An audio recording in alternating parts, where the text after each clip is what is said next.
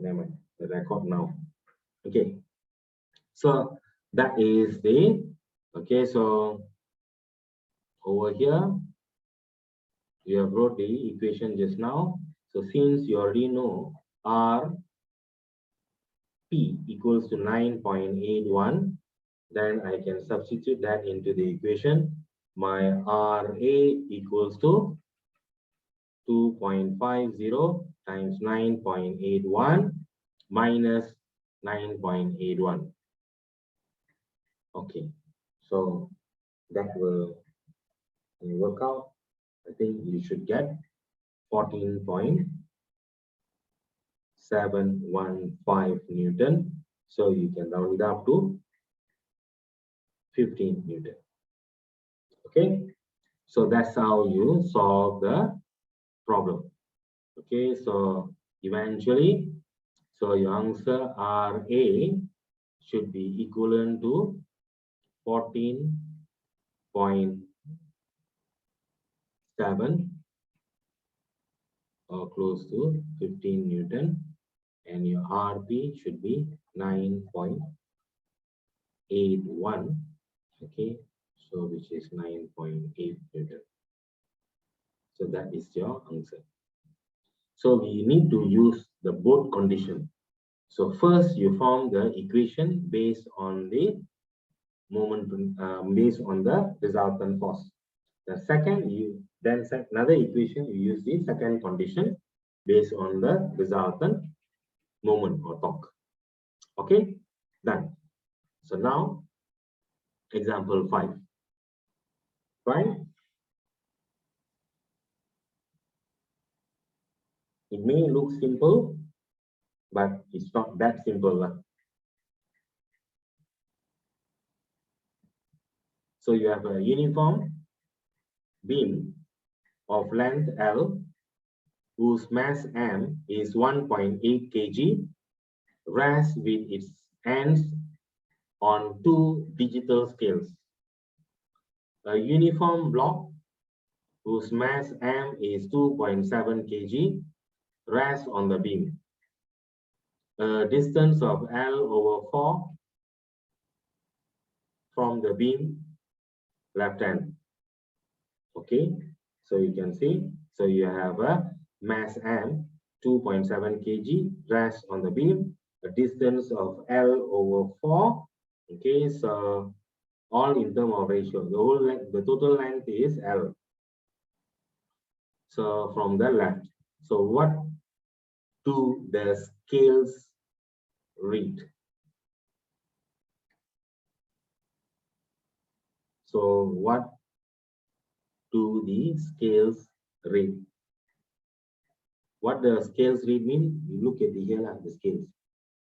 So meaning you are indirectly you are trying to find the force at FA and the force at FB, because that's it is basically supported at these 2 points. So you'll have an action reaction. So whatever the reading, okay, of the scale will be equivalent to the reaction, FA or FB. And again, this is a uniform beam of length L. So meaning exactly at the midpoint, I have the uniform beam. Okay, so the mass is 1.8 times the G value, 9.81. So that will be the weight acting down. Over here, I have 2.7 times G. No need to times G first. You can keep the G first. Then after that, okay. So follow, like just now, the same thing like you did. First, form an equation according to the resultant force. FA plus FB should be equivalent to 2.7 G plus 1.8 G. You get the equation. Keep the equation 1. Then the second, you form an equation according to the moment principle. Choose any point A or B as a reference. Okay, don't choose any other point. If you choose any other point, then A and B will be involved in the equation. So then you have two unknown. So when you have two unknown in the equation, you cannot solve the equation, okay, just by using one. So unless you do simultaneous and solve. So if you want to solve the equation, you must ensure that there is only one unknown. Then you can solve it. Okay. So this one you try, because it is the same method for the example 4. So follow the instruction. Okay. So for the example 4, and you should end up getting the answer for FA.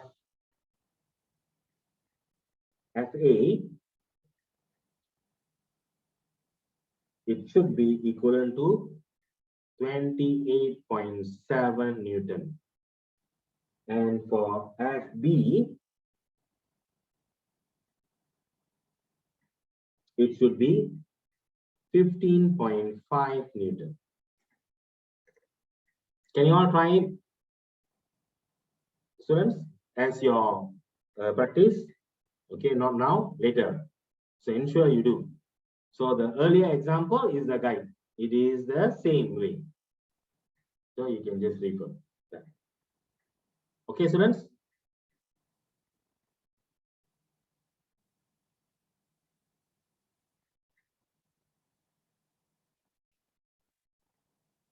Good, okay. Okay, now on. So to relax a bit, an MCQ question. Okay, so how do we solve this problem? You try.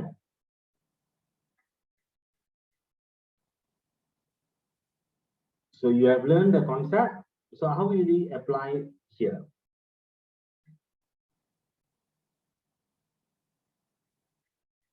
I'm not sure whether you have heard the term. Okay, so the ruler of length 0.30 meter is pivoted at its center.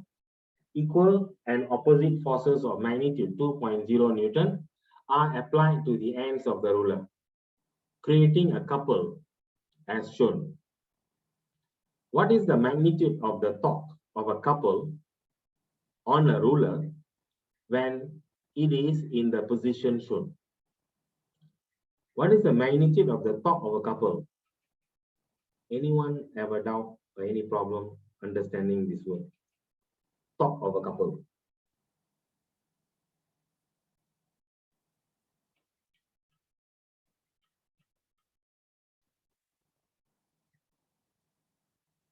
Anyone have any problem understanding that torque of a couple? Have you heard about it? Or never heard about it? Torque of a couple is actually a turning effect caused by two forces of same magnitude, which is acting opposite in direction. They are parallel to each other. Okay, they are parallel to each other, same magnitude, but they act in opposite direction.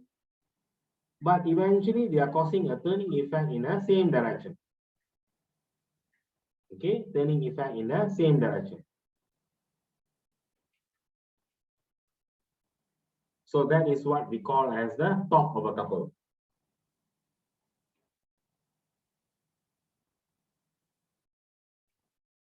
So please try, look through. What is the magnitude of the torque of a couple on the ruler when it is in the position shown?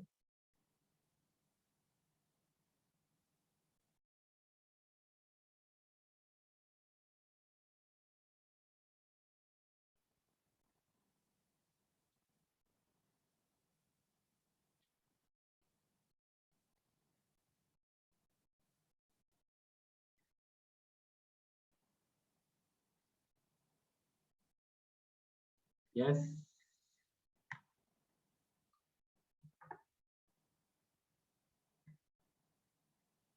No answer.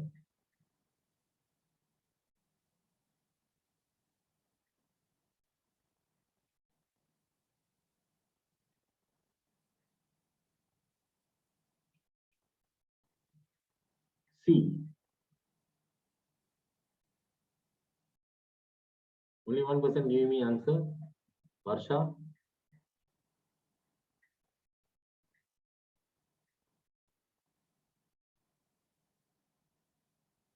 Roshan, okay. So B.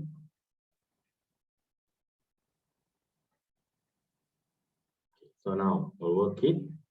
See, to find the torque of a couple, so you must remember torque, when you find, it is equivalent to product of the force and perpendicular distance from the pivot. Okay, so it must be, the force must be perpendicular distance. Over here, this is the rod. The length of the rod is given 0.30 meter. So therefore, if I were to find the turning effect, is either I need to find the perpendicular distance between these two forces,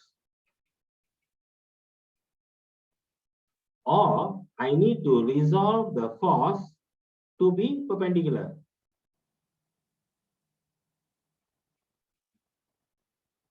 So if I resolve the force to be perpendicular, so this is 50. So then what will happen is, when I resolve, this will become 2 sine 50 degrees. And obviously this one also, even this one also same, 2 sine 50 degrees. So this is the center. So the pivot, meaning if I take 2 sine 50 times half, which is 0.15, that gives me the turning effect. Okay, so of this particular force, so which is also in the direction of anti-clockwise. So instead of finding multiply by half from the pivot, what I can do is, because there is two forces, so I can just take product of one of the force and times the perpendicular distance, because these two forces are causing a turning effect in the same direction. So therefore, I can just say the magnitude of the force is 2 sine 50, then multiply the perpendicular distance between the two forces, which is 0.3. So what is the answer now? 2 sine 50 times 0.3. So I'm not mistaken, you should get somewhere about 0.45 something. Correct? 2 times sine 50 multiply by 0.3. So I will get 0.459. Correct? Yeah. So the choice best answer close is 0.46. So that's how you solve this problem. Or I can also find this perpendicular distance. I know this whole thing is 0.3 meter. This angle is 50. So what this perpendicular distance? So this perpendicular distance, this will be the opposite divided by the hypotenuse. Okay, so opposite divided by the hypotenuse. Okay, so that will give you the sine theta. So divided by 0.3 equals to sine theta. Therefore, my x will be equivalent to 0.3 sine 50 degrees. So 0.35 sine 50 degrees multiplied by the force, which is 2. It still comes back to the same thing. So it's either I take the perpendicular distance multiplied by the force, which is perpendicular, or I can take the force multiplied by the perpendicular distance between the two forces. It will still work out to be the same. Okay, I hope you clear with that. This is another interesting question. Okay, try.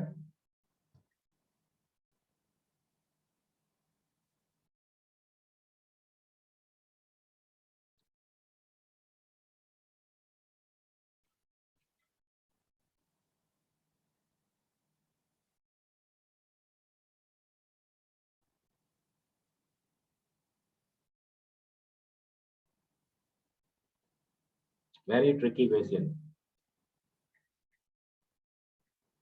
So by the way, okay, so You can think about, I mean, you can figure out on the question. Okay, so we'll take a short break.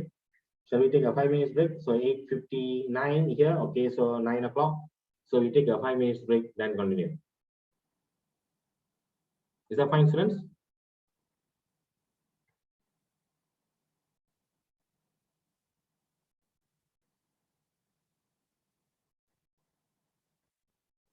Okay, thank you. So while taking break, okay, so you can just read through and understand. So and possible, right?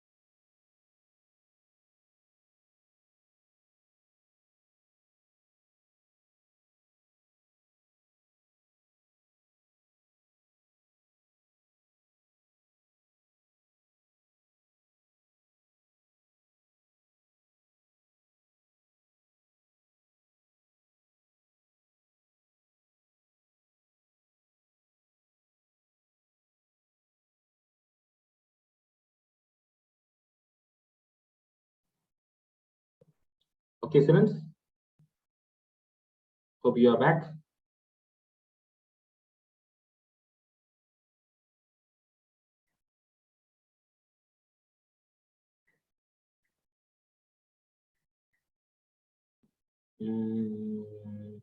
Answer 36. Okay, I think the method, what you have done is correct.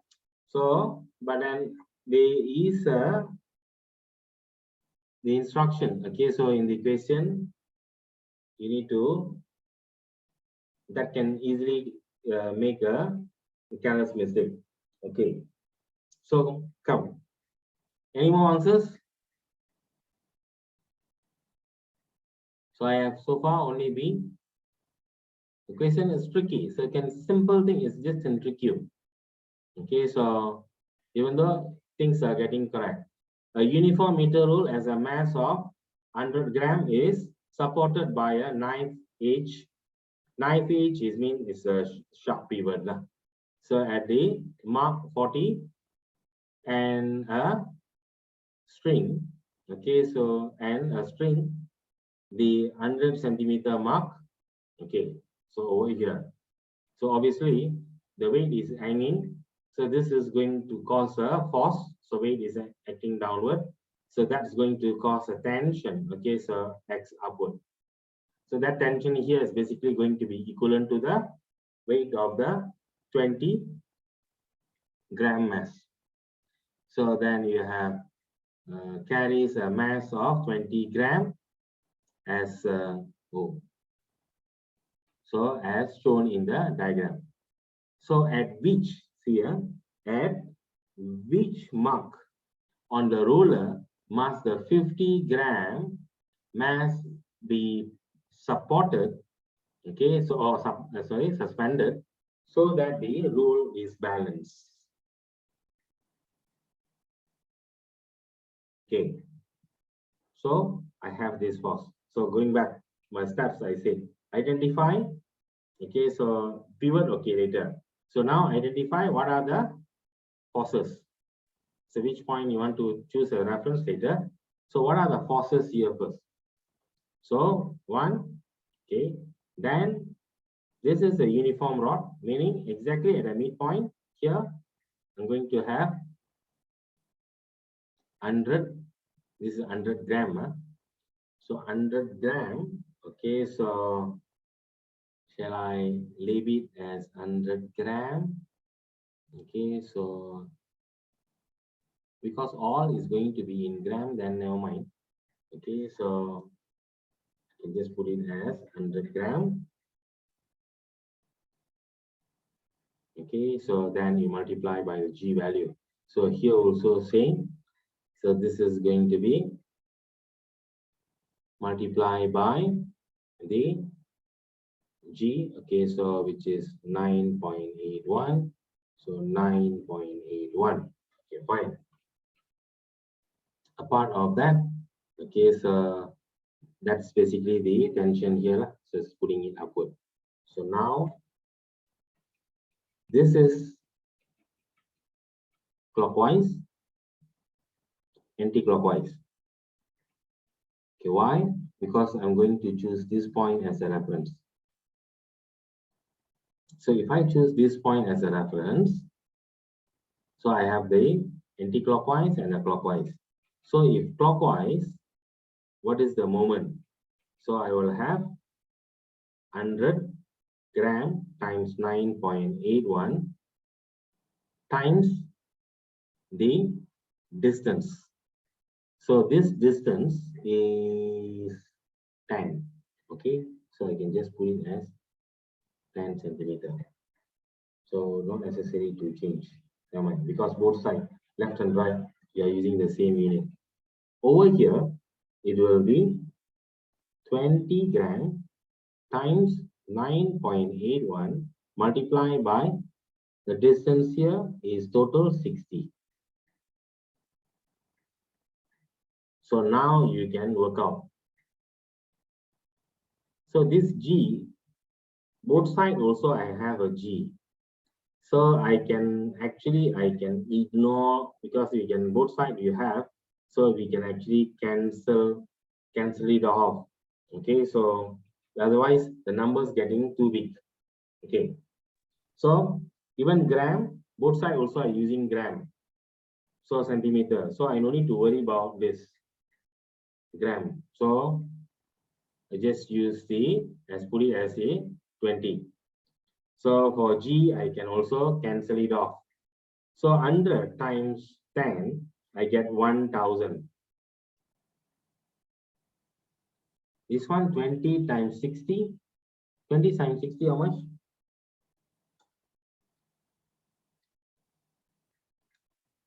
1200. Correct? Okay, thank you. So now you see the clockwise, I only have 1000. But the anti-clockwise part, I have 1200. So I can see there is a extra of 200 on the anti-clockwise part. So if I put any mass over here, is going, so I'm going to put an additional of, there's it, 50 gram. So where, in which mark on the rule must the 50 gram mass to be suspended? So the rule balances. So do I put it here or here? This side or this side? So first tell me that, 1 or 2. So if I put it at position of 1, then the force is going to act downward. So downward means that is going to cause a turning effect in a anti-clockwise, which is the same as this. Cannot, because anti-clockwise I already have extra 200. What? My clockwise is only 1000, anti-clockwise 1200. So I need to add on my clockwise direction 200. Then only 200 plus 1000, I get 1200. And I already know the mass is 50. So 50 times, so we already cancel the gravity with Gg. Okay, the mass in gram and the 9.81 cancel. So I just take 50. 50 times watt, I get 200. So my Y will be equivalent to 4 centimeter. So that gives you 4, meaning it has to be 4 centimeter from 40. So 40 plus 4, the best answer will be, so this is the midpoint. It has to be somewhere. Okay, so in between here, that's where it is going to act. So because 4 centimeter multiplied by 50, I get 200. Okay, 100 multiplied by 10, I get 1000. 1000 plus 200, I get 1200, which is equivalent to 20 times 60. So the best answer should be C. You students, do you understand? You understand the problem?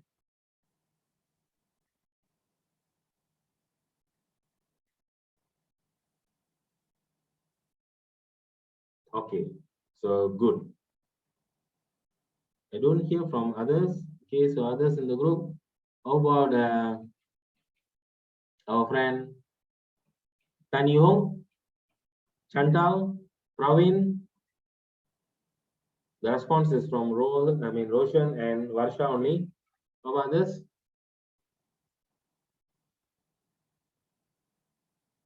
Okay, so this is a important concept. Okay, so of the moment, the talk that you need to know. So MCQ questions. Okay, so this is time MCQ question.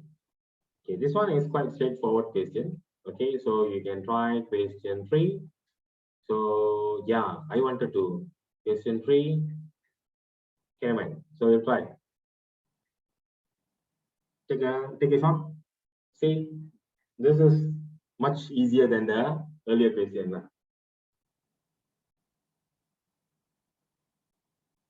Everyone try. I want those who have not given me the answer to provide. So we have a spana. This is actually a common question also. Probably you have seen in your textbook. Okay. And a common activity.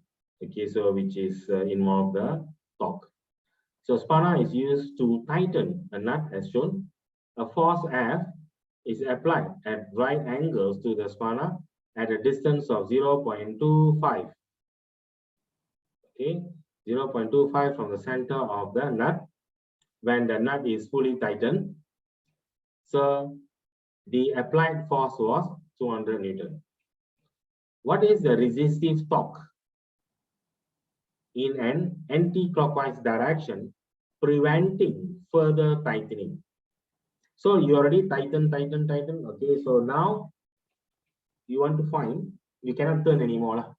So applied force right angle. Okay, so until fully tightened. So after you apply the force.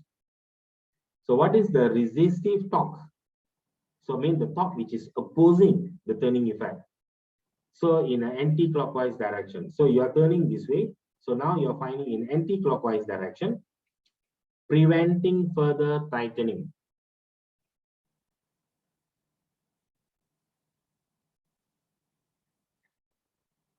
So if preventing further tightening means whatever the torque you apply to turn, it is already been compensated or countered by the NT. So meaning they must be same lah. So whatever the turning effect, okay, so the clockwise equivalent to anti-clockwise. That's why it is preventing further tightening. So how do you find the torque in this case?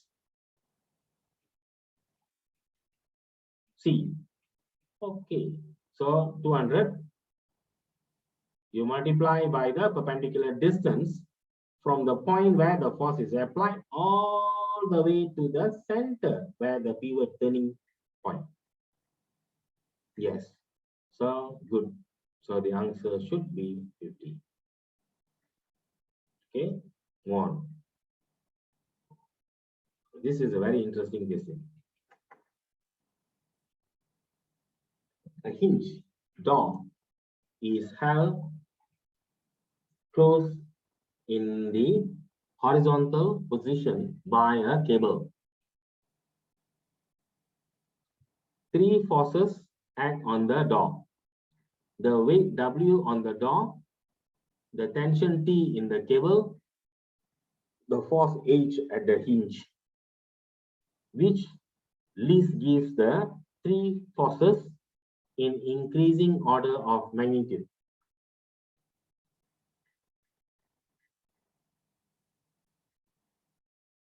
So first of all, what is the method that you are going to use to solve? That is, you need to think of.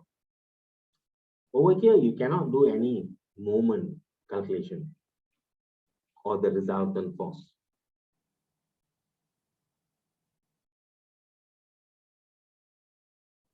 So you want to find the order of the forces in increasing order of magnitude. Is that your T is greater than H, or H is greater than W, or whichever order? So it must start from the least to the maximum. So you can, this one, there's a lot of ways you can think to analyze.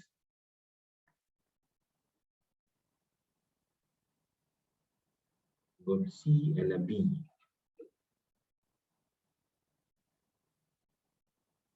C and a B.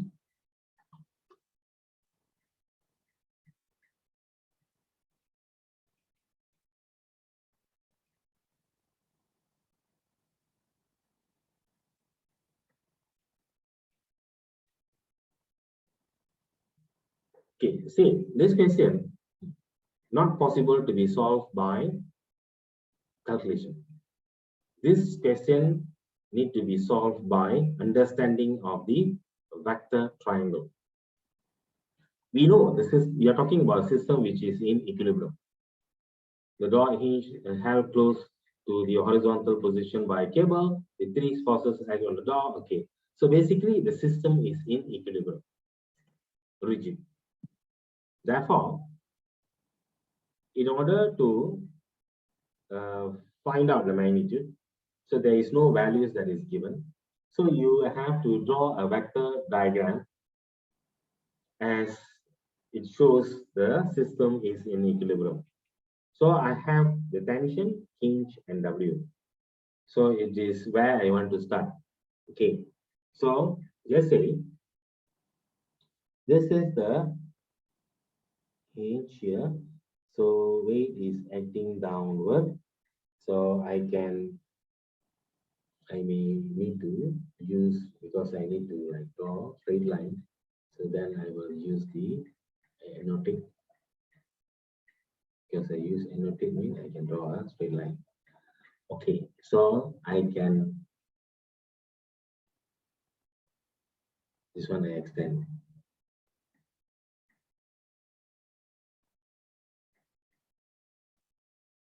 Okay, then I extend this.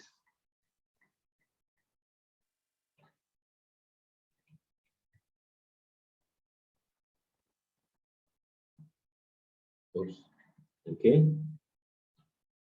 so weight is acting downward. Okay, so this is, or otherwise, oops, something, okay, so need to be corrected. Or I can actually extra plot this straight first down. But then, oh, cannot. This one, the force is acting upward. This is the force is acting upward. So never mind, I draw first. Oops. So this not mean if you are using pencil, then you can just draw lah. Okay.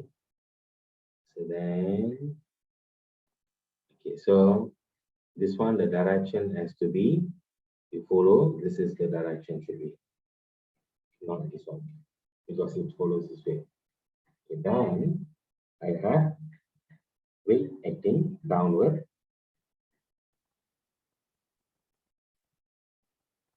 So when I extra plot this,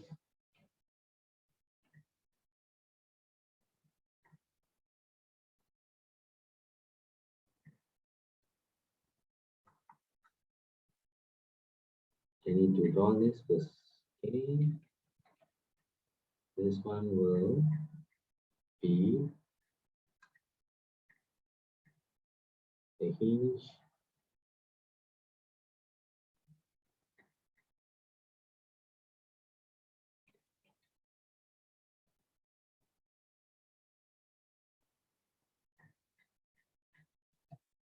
Sorry.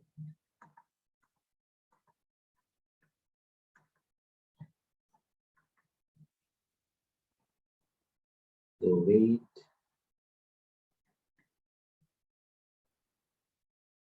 need to draw a vector diagram. Okay. So now I have the weight acting downward. Okay, see. So I need to take these three component of forces to try to draw a vector diagram. Because the system is in equilibrium, the arrows must always flow in one direction so that it returns back to the same point. So in a way, so the hinge, the weight, and then it is the tension. So hinge, weight, tension. That's what you see here.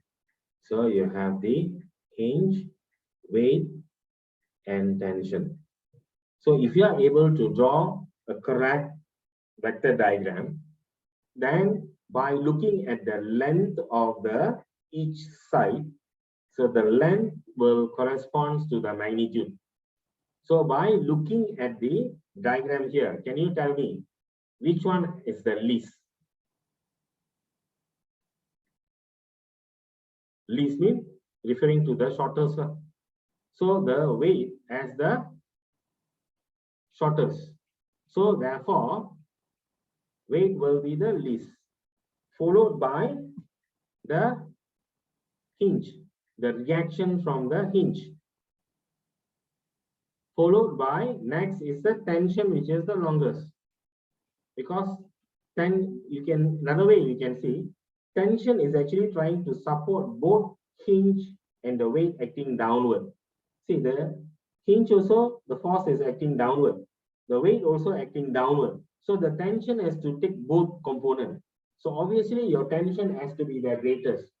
That is one way you can figure out, okay, tension is the greatest. You'll see the answer already see.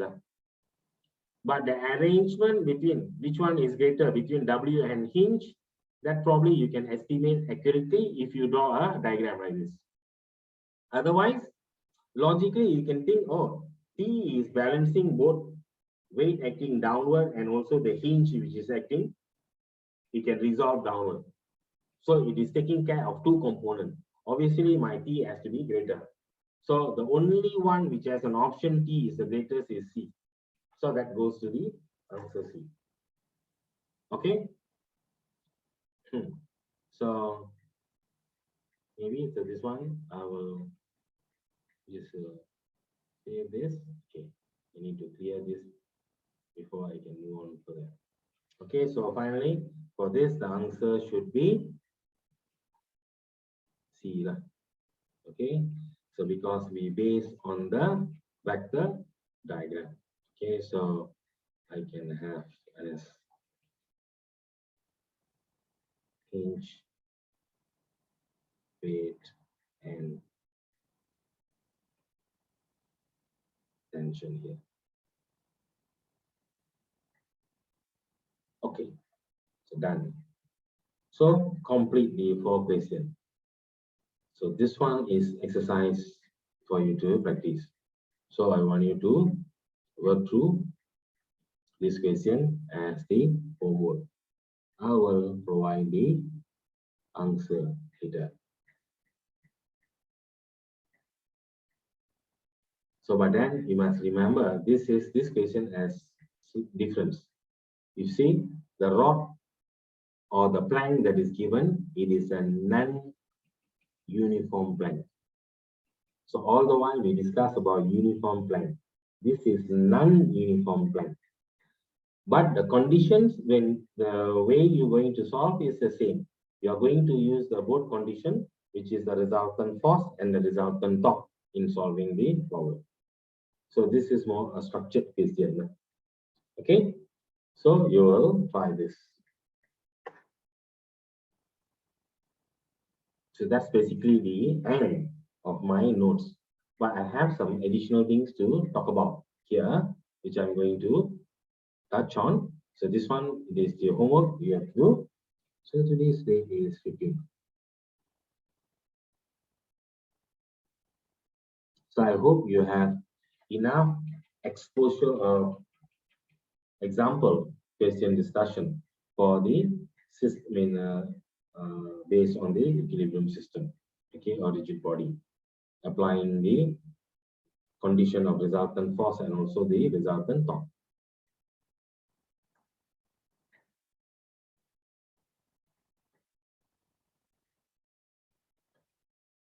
Okay.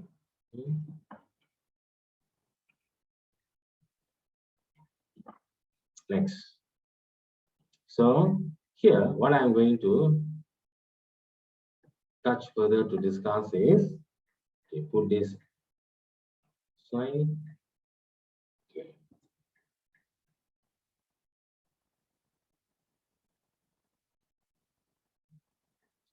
Notes. Okay. It just takes about 5 to 10 minutes.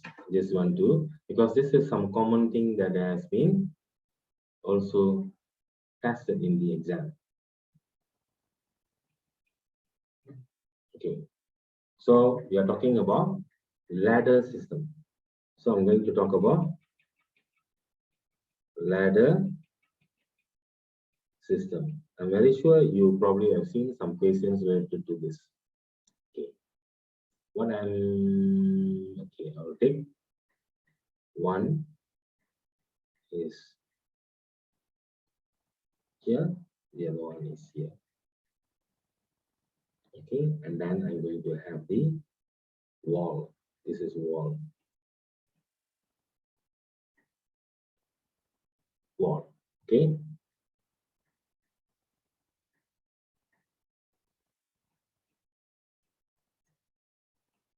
First one. Okay, so the wall is smooth. Okay, the first one, the wall is smooth. So second one, the wall is rough. Can understand the word. Yeah. Okay. To rewrite again. So this is rough. Okay. So here, like probably. So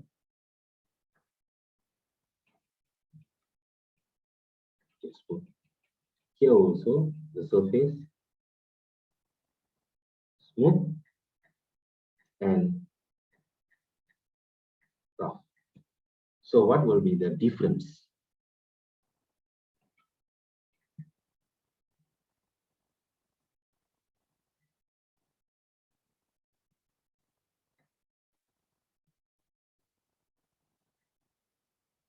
Oh, cannot draw a slanting. Okay, never mind.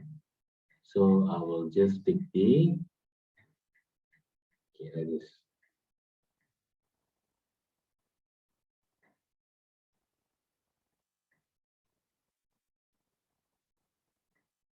Okay, so this is supposed to be a ladder. Okay, so we have a ladder. It is basically laying on the wall. So if the wall or the floor is smooth, so what will be the direction of the resultant force?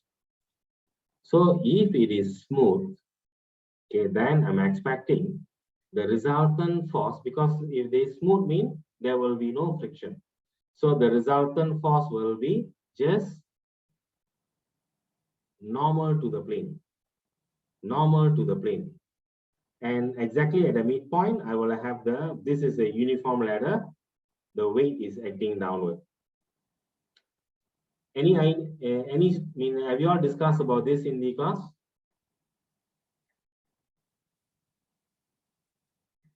Do you all discuss this in the class, students?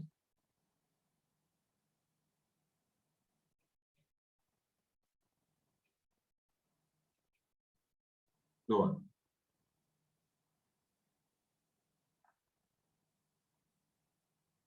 No. Okay. So then good. So listen. Okay. So there is exam question they have asked on this. So if it is on the smooth surface, then these are the reaction force that comes from the wall. So I can just put this as reaction 1, reaction 2, and this is the weight of the rock acting at the midpoint. So can you all tell me, is this system will be in equilibrium? Is this possible for the system to be in equilibrium?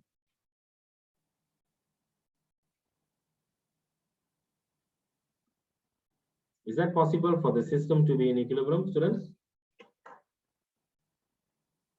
No. Yes. So no. So if you were to explain why no, how do you explain that? So you will notice that R1, R2, and the weight will never coincide at one point. They will never coincide at one point. So they are not going to coincide. Meaning, if I take a point of reference, there will be always a net turning effect. Okay, so there will be a net turning effect. So the weight is acting downward. So in this case, when it passes through the point here, this is the perpendicular distance. So it's going to cause the ladder to fall, because this turning effect due to the weight is going to pull the ladder downward. The reaction from the wall will not much because it is smooth surface. So there is no friction. So in that case, the perpendicular distance, okay, of R1 multiplied by this distance, the length here, will be not enough to counter the weight of the ladder times, because the ladder is a heavy one, unless the ladder is very light, which the normal force can be greater. So the usual normal ladder, aluminium, so it will fall, because you can see there is a net turning effect. So that's the explanation. So there will be a net turning effect because of the force times perpendicular distance from the reference. Okay, so that is the scenario. Okay, so I can say system. Okay, this is one. System not in equilibrium. Okay, then come to this rough surface, rough surface. So if it is a rough surface, then the component of forces is like this. You will have the reaction coming from the floor, from here. Okay, so I will have same R1, R2. Okay, but it's a rough surface one. There is a friction. So the ladder, if it is going to come down, then I'm expecting the friction to be acting upward. Here, the ladder is going to go forward, because when it slips down, because weight is going to act downward here. So when the ladder slips down, this point is like the ladder going to move forward. So the friction will be in opposite. Can you understand now? So this one is the friction F2. This is the friction F1. Are you following, students?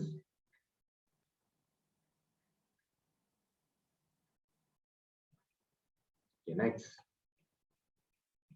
Okay. Coming to the end. Okay. So now I have two forces. So these two forces will lead to a resultant force. So I'm going to have a resultant force. So the resultant force for R2 and F2 will be acting somewhere in between. Somewhere in between. And for R1 and R2 also will be acting somewhere in between. So if I were to further extra plot this all the way up, okay, don't worry about the arrow. So the arrow, okay, so I need to remove that. Okay, so that one is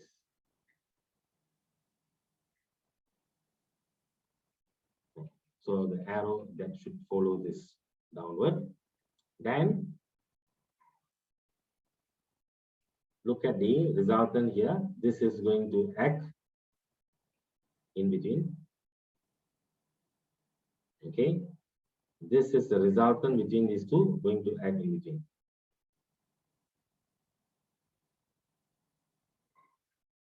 So you will notice the weight,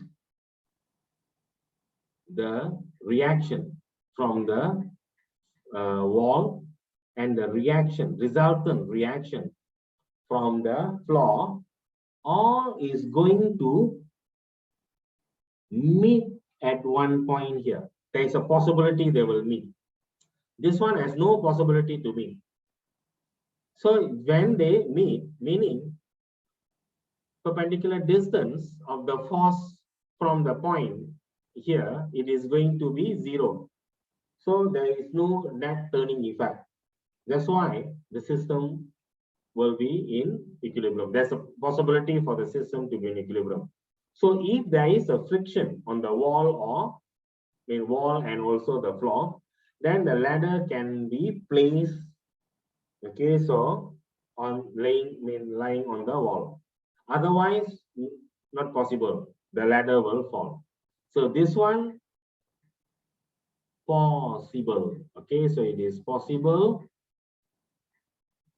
Double L. Okay, never mind. Possible for the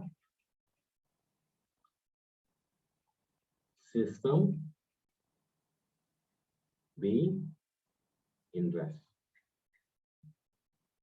Okay, so I hope you understand the difference in scenario, and this is a free body diagram which is able to show how we relate the frictional force when it comes in that causes the resultant force direction changes, and that how relates to the turning effect to be zero for system to be in equilibrium.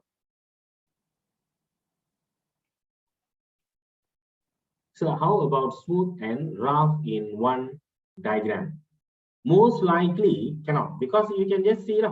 So if the floor is smooth, then the reaction is only going to go up straight.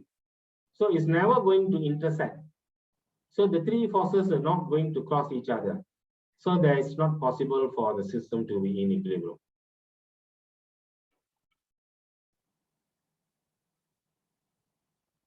Okay, yeah. So that is the argument, additional things I just need to share. So I will finish short this, then I will share to the group later. Okay, so with that, I think I have done, okay, to cover the chapter. So that's it. Okay, so hold on. Okay, this all. I already copied, so I will share that later. So this is only exercise for you to do. Okay, so we have finished with the chapter 7. So when I see you in the next class, okay, so we will be starting off with deformation of solid. Okay, so we'll try, okay, so to finish off the deformation of solid as soon as possible. And I want to spend a bit more time on the last three chapters, which is 9, 10, and 11, which I'm very sure that are the chapters where you have much more difficulties. Yes or no, students?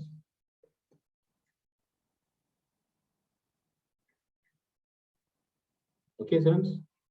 Any comments? Anything you wanted to say? So, if there is no other requests, okay, so then we will end the session here. So, if you have anything to ask, go ahead. You can ask me.